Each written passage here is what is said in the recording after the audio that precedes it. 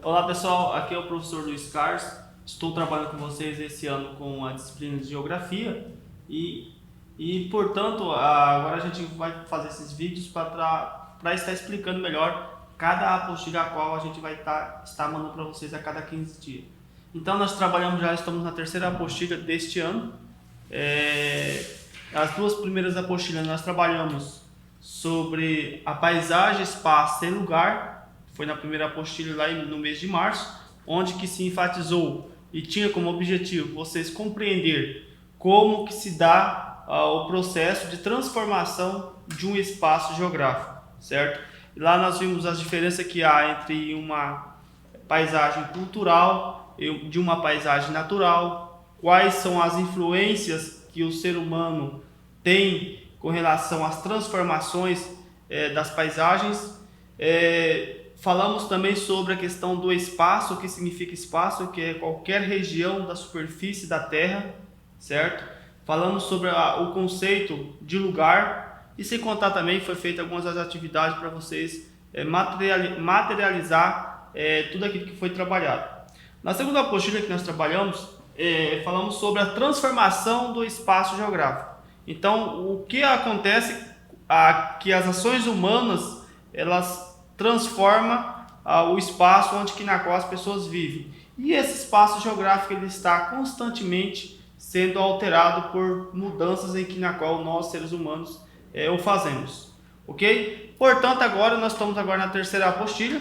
E nessa terceira apostila vamos falar sobre a localização no espaço geográfico.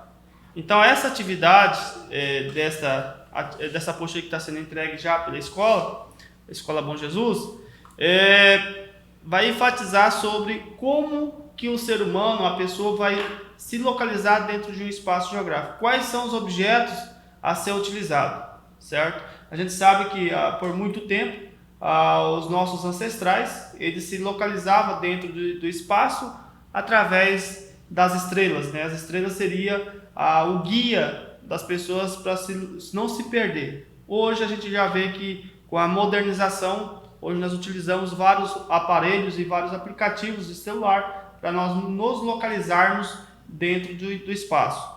E portanto aqui falamos sobre as rosas dos ventos.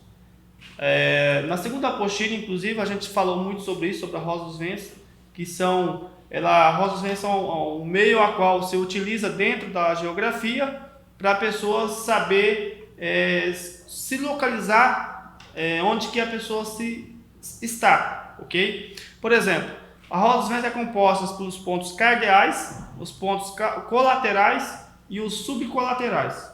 Os pontos cardeais são compostos por norte, sul, leste e oeste. Os colaterais são o nordeste, sudeste, sudoeste e noroeste. E temos os subcolaterais, que são norte do nordeste, sul, o leste assim por diante. São essas outras nomenclaturas mais detalhadas. Então vocês viram na Rosa dos Ventos na apostila número 2.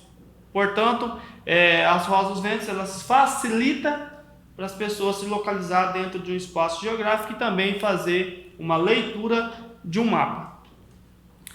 Portanto, além das Rosas dos Ventos, para se localizar dentro de um espaço geográfico, nós temos também os paralelos terrestres. O que são os paralelos? Os paralelos são essas linhas imaginárias que circundam o nosso planeta de leste a oeste, certo? Então, essas linhas imaginárias, aqui nós temos o Círculo Polar Ártico, o Trópico de Câncer, e aqui nós temos o principal paralelo, que é a linha do Equador, e embaixo aqui nós temos o Trópico de Capricórnio, e aqui embaixo o Círculo Polar Antártico. Então esses são os principais paralelos que o nosso planeta possui. Lembrando-se que esses paralelos são as linhas imaginárias, pessoal. Então essas linhas elas servem para referenciar ou facilitar a geografia e também a localização dentro de um espaço, ok? Mais para baixo aqui a gente vai falar sobre a questão da cartografia, que a cartografia são uma das ramificações da geografia que se utiliza de paralelos, meridiano, entre outros, para facilitar essa localização ou as pessoas se localizar dentro do espaço. Nós temos aqui outras linhas imaginárias que são os meridianos. Nós vimos lá em cima os paralelos, agora os meridianos. Os meridianos são o contrário dos paralelos, são as linhas que cortam o nosso planeta de norte a sul, certo? São vários os meridianos. E o principal deles são o meridiano de Greenwich, que circunda o nosso planeta e divide de 0 grau até 180 graus para oeste, para leste, e 180 graus para leste. E lembrando que aqui em cima aqui, a linha do Equador, ela divide o nosso planeta de 90 graus a partir da linha do Equador para o norte e 90 graus para o sul, ok? Muito bem, então os meridianos, pessoal, como já falei, são as linhas imaginárias que circundam o nosso planeta de norte a sul, e eles possuem 180 graus tanto para leste quanto para oeste. E aqui embaixo nós vamos falar um pouco sobre esse meridiano, nesse pequeno texto, quantos quilômetros eles possuem de extensão, e assim vai. Aqui embaixo nós temos o observatório real do Greenwich, que fica em Londres, na Inglaterra, onde que essa linha imaginária ela passa exatamente nesse observatório aqui. Então, assim, são onde que as pessoas, os astrônomos, eles fazem esses estudos, e que hoje, se vocês utilizam o GPS de celular, de carro, entre outros aplicativos de localização, graças a esses cartógrafos, né, que desenvolveu esse sistema de linhas imaginárias, tanto os paralelos quanto os meridianos, que nós vamos ver o resultado deles na questão das coordenadas geográficas. Bom, aqui embaixo nós vamos falar nesse pequeno texto sobre latitude e longitude. E também, como eu já falei, as coordenadas geográficas.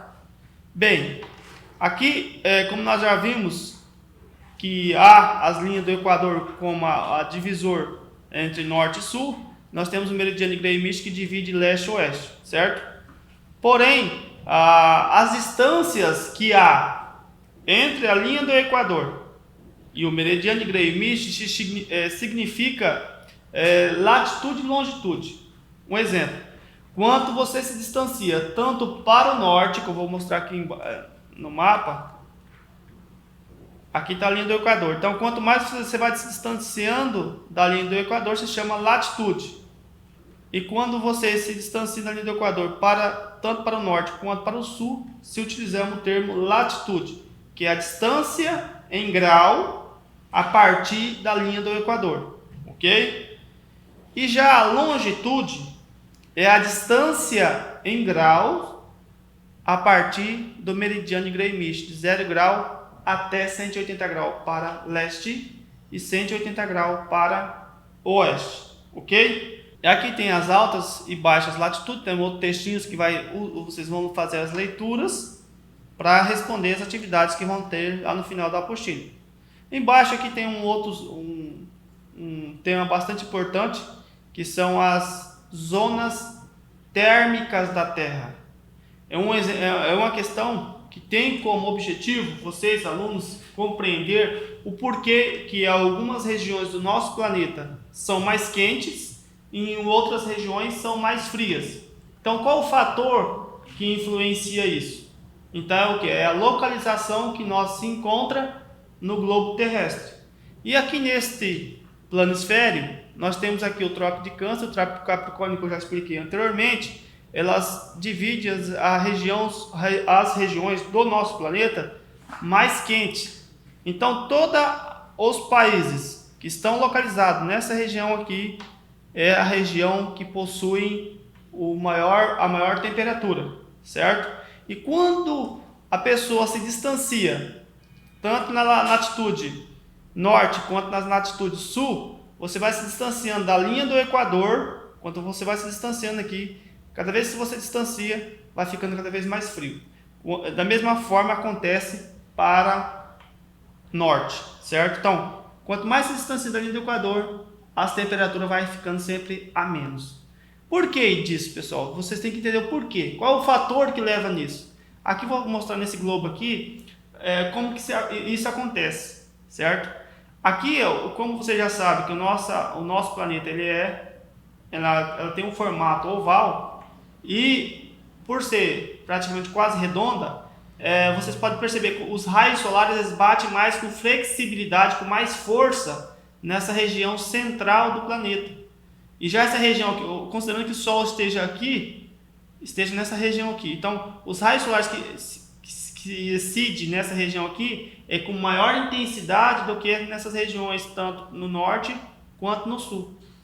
Certo? Para vocês terem uma ideia, pela Terra possuir essas inclinações, tem épocas que no Polo Norte se fica 6 meses de escuridão ou 6 meses de claridade, e na Antártida da mesma forma, porque a Terra possui essa inclinação. Então aqui fica sempre escuro, e quando ela volta, o eixo dela, o contrário, que é dessa forma, aqui, deixa eu ver aqui, dessa forma aqui, ó, os raios solares aqui em cima, quando ela está inclinando dessa maneira aqui, a Antártida fica com luz solar, se incide a luz solar aqui na Antártida. E quando ela vai inclinando, aqui no Ártico fica escuro. Então, esse fator da Terra ser oval é que proporciona pelo fato dela estar em uma região ser mais quente do que as outras. Ok?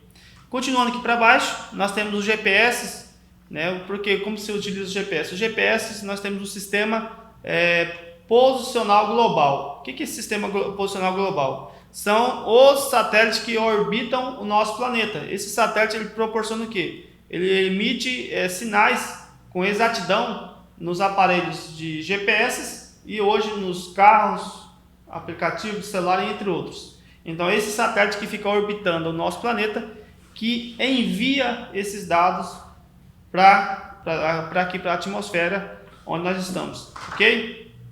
Aqui temos aqui um mapinha com exatidão, né, do GPS que se utiliza hoje em todos os aplicativos, praticamente dos smartphones.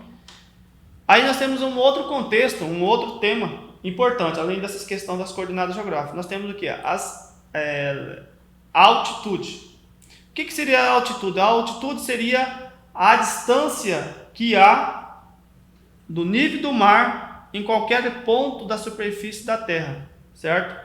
Então aqui nós temos os montes, as cordilheiras dos Himalaia, onde que existe o ponto mais alto do nosso planeta, que fica lá nas cordilheiras dos Himalaia, no país do Nepal, norte da Índia e sul da China.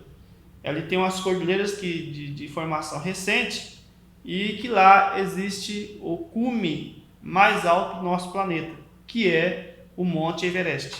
O Monte Everest possui 8.848 metros de altitude. Então, altitude significa o quê? A distância que há em metros a partir do nível do mar, como nós vamos ver nesse exemplo aqui, ó. Então, se conta-se a altitude a partir do nível do mar até chegar no ponto mais alto. Então, assim, pessoal, nessas perguntas aqui, vocês vão ler elas com relação ao que eu já expliquei e com base na leitura dos textos, vocês vão responder elas. Somente 7 perguntinhas para vocês fazerem, certo? São simples e fáceis. Se tiver dúvida, pode ir no WhatsApp, no privado, e perguntar que eu estarei esclarecendo para vocês. Ok? E por fim, como nós estamos no mês de maio, que é o mês das mães, dessas personagens de suma importância para a vida de cada um de nós, aqui eu deixei uma mensagem para a mãe de vocês. Abracem elas, beijam, porque elas são as pessoas mais importantes de nossas vidas. Aqueles que não têm a sua mãe, mas tem aquela pessoa que cuida de vocês, que é realmente a mãe de vocês, ok? Então aqui tem a mensagem: a vida nos presenteia com pessoas maravilhosas como você, que ensinam pelo saber, pelo exemplo e pelo amor incondicional. Parabéns e feliz Dia das Mães.